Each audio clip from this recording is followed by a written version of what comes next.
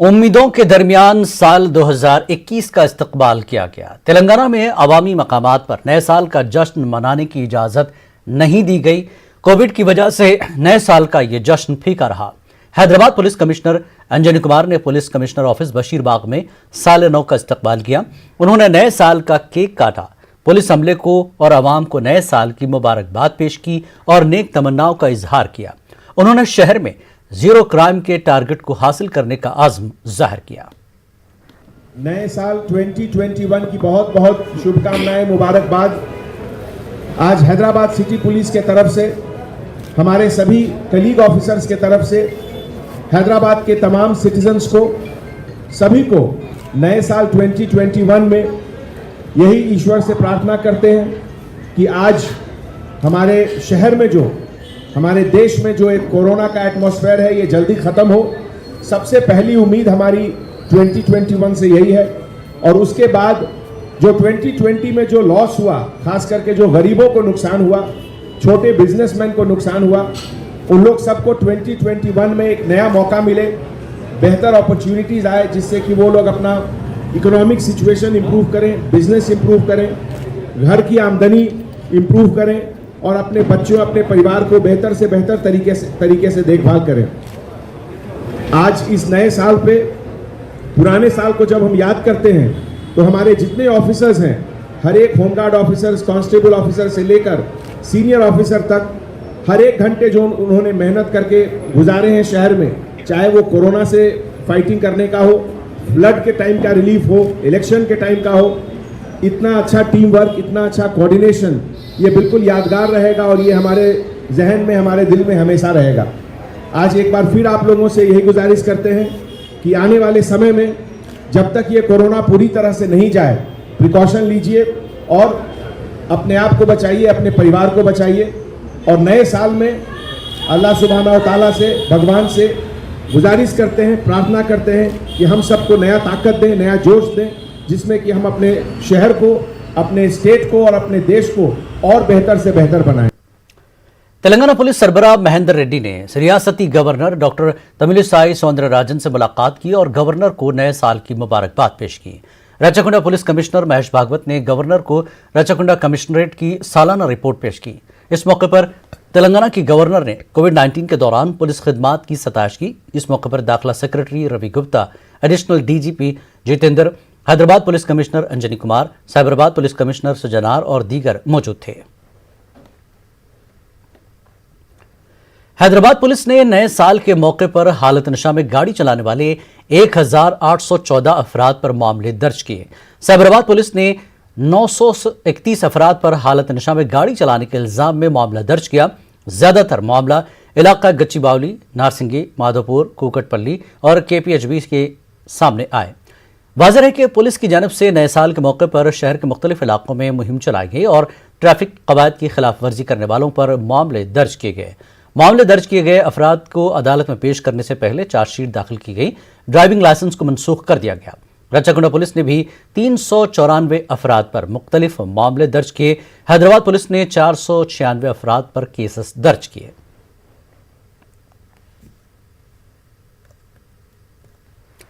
तेलंगाना राष्ट्रीय समिति की लीडर और एमएलसी के कविता ने तेलंगाना कानून साज असेंबली से मुलाकात की। उन्होंने पोचारम श्रीनिवास रेड्डी को नए साल की मुबारकबाद पेश की। कविता ने मिनिस्टर क्वार्टर्स पहुंचकर पी श्रीनिवास रेड्डी से मुलाकात कर नए साल के लिए नेक तमन्नाओं का इजहार किया।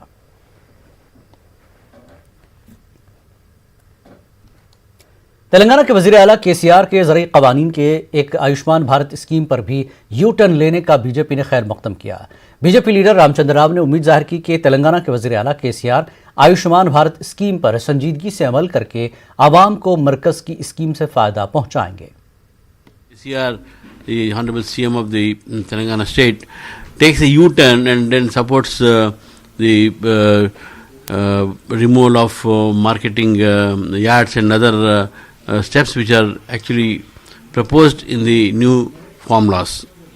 Now, secondly, he also takes U-turn on many other issues, and now surprisingly, the scheme which he opposed vehemently in the Assembly and Council with regard to the health issues, Ayushman Bharat, he maintained that Ayushman Bharat is not that effective and that good as of Arogya Sri, which is a state government sponsored program. And now suddenly the Chief Minister who opposed and criticized this Ayushman Bharat and even made a humor comment on Prime Minister Modi in this regard. This particular scheme now is being accepted and adopted by the Telangana state government. I think whatever may be the political reasons for it, but we have to welcome the implementation of Ayushman Bharat in Telangana, but we hope that the government will seriously implement it, and this will definitely give benefit to large sections of the poor people in the state. Telangana Congress के कारगुजार सदर पूनम प्रभाकर ने मरकजी हुकूमत से किसानों के मसाइल हल करने की मांग की। उन्होंने कहा कि मरकज की हठधर्मी से एनडीए के साथी उसका साथ छोड़ रहे हैं। किसान बिल का फार्म बिल के खिलाफ आपका पंजाब का अलायंस पार्टनर अकाली दल भी बाहर है और हरियाणा में भी आपका जेजेपी का जो अलायंस था वो टूट जाने से आपका लोकल बॉडी इलेक्शन में कितना तकलीफ हुए देखिए। मेयर पॉलिटिक्स में मेयर इलेक्शन में भी आपने लॉस किया है। इसीलिए जो किसान भाई का बिल है और ये राजनीतिक दौर से नहीं लेना, किसान भाई का ये फांसी के बराबर है, इसीलिए फैसला जल्द से करो। सिर्फ विपक्ष के नाम पे इसको मत रोको। आपका अलायंस पार्टनर भी लाइक हरियाणा में जेजेपी और पंजाब में अकाली दल, ये लोग भी इस किसान बिल का मदद खिलाफ कर रहे हैं और प्रोटेस्ट को मदद कर रही है। इसीलिए बीजेपी का सरकार फिर एक बार सोचने की ज़रूरत है। आपकी जो हरियाणा का रिजल्ट आपको एक सबक है, इसीलिए वो सबक को सीखते हुए आने वाला दिन में किसान भाई का बिल के ऊपर फिर एक बार सोचने के लिए डिमांड कर रहे हैं। हैदराबाद के इलाके उप्पल में एक बेकाबू लारी ने डीसीएम को टक्कर दे दी और मंदिर की पार्किंग में दाखिल हो गई। इस हादसे में एक बाइक सवार की मौके पर मौत हो गई, दीगर 5 जख्मी बताए जा रहे हैं। हादसे में मंदिर की दीवार को नुकसान पहुंचा। बताया जा रहा है कि लारी ने दूसरी डीसीएम को टक्कर देते हुए अंजया स्वामी मंदिर में घुस गई।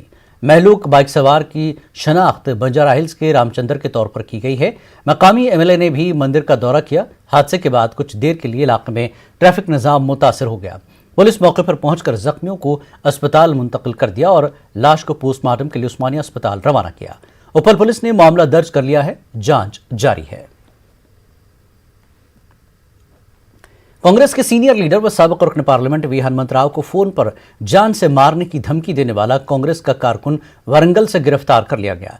मुलजिम की शनाख्त कमल की हैसियत से हुई है। बताया जा रहा है कि कमल कांग्रेस के कारगुजार सदर ए रेवंत रेड्डी का चाहने वाला है। हनुमंत राव ने रेवंत रेड्डी को तेलंगाना कांग्रेस का सदर बनाने पर एतराज किया था। इस पर कमल ने हनुमंत राव को धमकी दी थी। हनुमंत राव ने तेलंगाना डीजीपी महेंद्र रेड्डी से नुमाइंदगी की थी।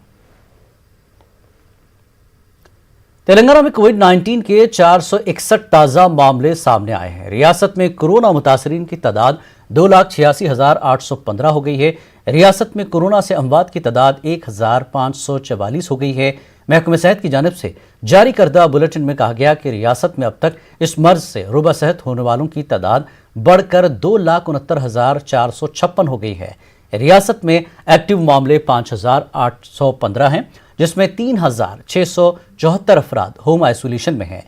गुज़श्ता 24 घंटों के दौरान जीएचएमसी में 108 मामले सामने आए हैं। ग्रेटर हैदराबाद के बल्दी डिवीजन लिंगोजी-गौड़ा के बीजेपी कारपोरेटर की कोरोना से मौत हो गई। रमेश गौड़ा हालिया जीएचएमसी इंतखाबात में बीजेपी टिकट पर लिंगोजी-गौड़ा डिवीजन से कारपोरेटर मुंतखब हुए थे। एक हफ्ता पहले रमेश गौड़ कोरोना से मुतासिर हो गए थे और प्राइवेट अस्पताल में दौरान इलाज उनकी मौत हो गई।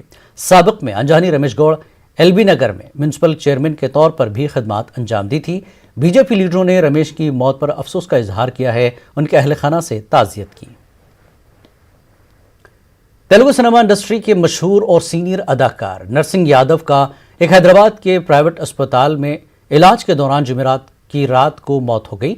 वो 52 बरस के थे। पसमानगान में बीवी चित्रा देवी और एक बेटा रोतुक यादव शामिल हैं। नरसिंह यादव गुर्दे समेत कई दीगर बीमारियों से मुतासिर थे। वो अप्रैल 2020 से अस्पताल में ज़ेर इलाज थे। उन्होंने 300 से ज़ायद फिल्मों में अपनी अदाकारी के जौहर दिखाए। उन्होंने तमिल और हिंदी फिल्मों में भी काम किया था। उन्होंने विलन और कॉमेडियन का रोल किए। नरसिंह यादव की पैदाइश 26 जनवरी 1968 को हैदराबाद में हुई थी। तेलुगु फिल्मी सनत में गम का माहौल देखा गया। बीजेपी लीडर ने पाकिस्तान में अक़लियतों के मजहबी मकाम को निशाना बनाने की मजम्मत की। उन्होंने कसूरवारों पर सख्त कार्रवाई करने का मुतालबा किया और अक़लियतों की सिक्योरिटी को यकीनी बनाने पर जोर दिया। Where they have set fire to a Hindu temple, which is totally destroyed and hurt the sentiments of the Hindu minority community in Pakistan. Human rightists the world over, they should condemn and see that Pakistan administration take a stringent action against the culprits, and so that it should not repeat again in any of the Pakistan to this minority Hindu temples. It is a most unwanted, untoward, and which is against the rights of the minority people in Pakistan. So we strong. Corona वबा के दौरान बाहमी इमदाद और इन्हिसार का जज्बा मुस्तहकम हुआ है। मुल्क इस वबा से मुत्तहिद होकर मुकाबला कर रहा है। टीकाकारी के ऐलान के बाद हम बेहतर ताउन करें जिससे हम कोरोना को मात देने की जानिब कदम बढ़ा सकें। नेटवर्क 18 इस मुहिम में हर कदम पर आपके साथ रहेगा। जब तक सभी महफूज नहीं तब तक कोई महफूज नहीं। इसी सोच की बुनियाद पर हमारी मुहिम संजीवनी का मकसद ये यकीनी बनाना है कि वैक्सीन पाना सभी हिंदुस्तानियों का हक है।